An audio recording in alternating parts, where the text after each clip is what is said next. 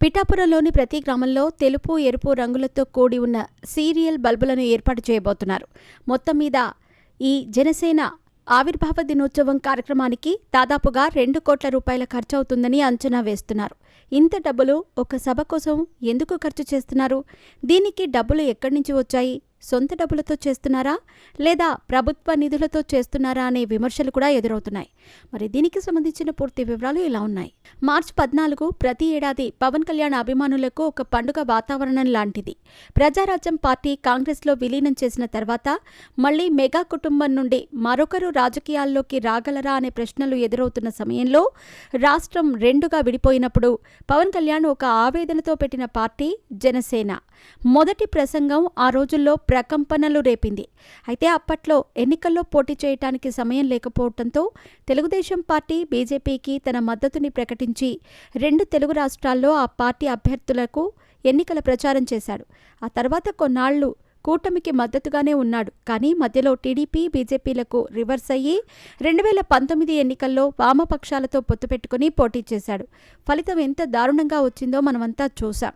పవన్ కళ్యాణ్ కూడా పోటీ చేసిన 2 చోట్ల ఓడిపోవాల్సిన పరిస్థితి ఏర్పడింది. రాజోలు నుండి రాపాక వరప్రసాద్ ఒక్కడు మాత్రమే గెలిచాడు. ఆయన కూడా కొన్నాళ్లకు వైసీపీలోకి వెళ్లిపోయాడు. 5 ఏళ్లు జనసేన పార్టీ అభిమానులకు నరకమని చెప్పాలి. ఎన్నో అవమానాలు ఎదుర్కొన్నారు, ఎన్నో తిట్లు భరించారు. అయినప్పటికీ పవన్ కళ్యాణ్ మొండిగా నిలబడి పార్టీని నిలుపుకున్నారు. సార్వత్రిక ఎన్నికలకు కూటమిని కట్టి ఆ కూటమి సంచలన విజయానికి కారణమయ్యాడు. నేడు సీఎం చంద్రబాబుతో సమానంగా ఆంధ్రప్రదేశ్ రాష్ట్ర ఉప ముఖ్యమంత్రిగా 5 శాఖలకు మంత్రిత్వ బాధ్యతలు నిర్వహిస్తూ ఫుల్ బిజీగా మారిపోయాడు. పవన్ కళ్యాణ్ పంచాయతీరాజ్ తీసుకున్న తర్వాత గ్రామాల రూపురేఖలు మారిపోతున్న ఘటనలను మనం చూస్తూనే ఉన్నాం. అలాంటి విజయం సాధించిన తర్వాత ఉప ముఖ్యమంత్రి హోదాలో ఈసారి జనసేన పార్టీ ఆవిర్భావ దినోత్సవం జరగనుంది.